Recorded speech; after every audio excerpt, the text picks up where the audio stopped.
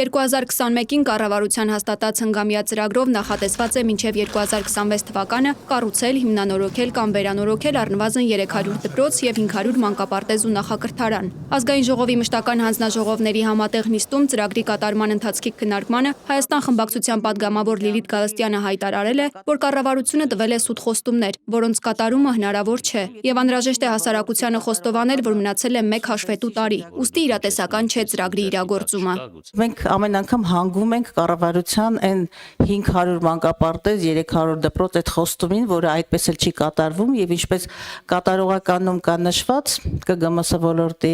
մեր խոսքով համապատասխան հատվածում, ուրեմն հաշվետու հանգամյակում ընդհանրապես եթե թվերը դրանք ճիշտ են, ընդհանրապես 50 դպրոց, 40 դպրոցի ավարտում պատկերի մասին կարող ենք խոսել։ Ֆինանսների նախարար Վահե Հովհաննիսյանը վստահեցրել է, որ համապատասխան ժամկետներում կլինի նախատեսված արդյունքը։ Մենք 2026 թվականի կեսին կունենանք այն 300 դպրոց և 500 մանկապարտեզը, որի մասին խոստացել է կառավարությունը։ Գալստյանը նախարարի խոսքը համարել է գիտաֆանտաստիկ ժանրից։ 4 տարում ընդհանրապես 500-ի 8% եք իրականացրել, այսինքն 4 տարում ընդհանրապես 40 եւ դուք հիմա թույլ եք տալիս ձեզ հրապարակայինորեն ասել, որ մնացած 460-ը կիրականացնեք։ Ֆինանսների նախարարն էլ ընդգծել է, որ 40 դպրոցի ավարտուն աշխատանքի վերաբերյալ տվյալներ չունի եւ ինքը չի կարող կոնկրետ փաստերով խոսել։ Նիստը նախագահող Ծովինար Վարդանյանը վերհիշել է այն ժամանակները, երբ իր բառերով դաշնակցության ձեռքերում էր կրթության ոլորտը եւ հետաքրքրվել է, թե ինչ արել դաշնակցությունն այդ ժամանակ։ Ինչ արել դաշնակցությունը կոնկրետ կրթության ոլորտի հետ, ես դες ձայն չեմ տվել, անջատեք խոսափողը, դաշնակցության որովհետեւ դուք կեղծ տվյալներ եք հրապարակում եւ թույլ չեք տալիս պատասխանել։ Մեր նախարարության օրոք 110 դպրոց ամբողջական կառուցվել է եւ պետք է մոլորեցնել հասարակությանը։ Բան անելու։ Կեղծը ձեր տված բաներն է, թյուրիմացությունն է։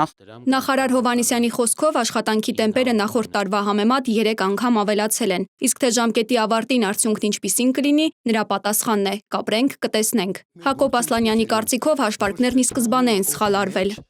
Եթե 4 տարի առաջ դրված էր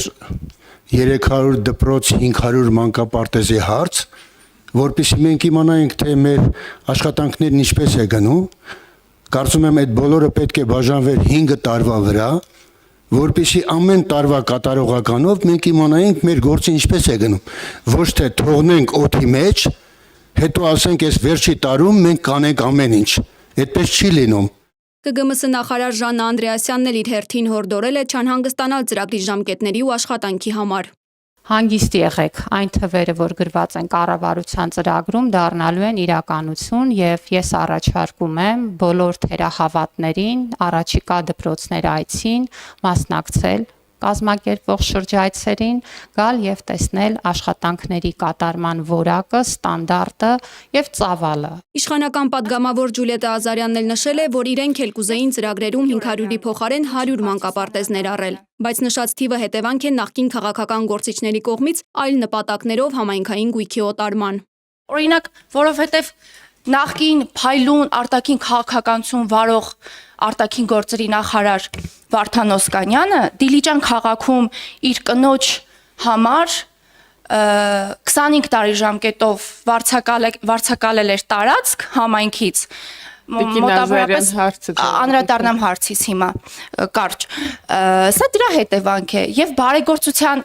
քողի տակ, շղարշի տակ մոտավորապես 120 երեխա տարեկան դուրս էին մնացել իրենց մանկապարտեզ հաճախելու իրավունքից։ Դաշնակցական Արմենուհի Գյուրեղյանը հակադարձել է, թե ծրագրում չեն գրում այն ինչ ցանկանում են, այլ այն ինչ կարող են։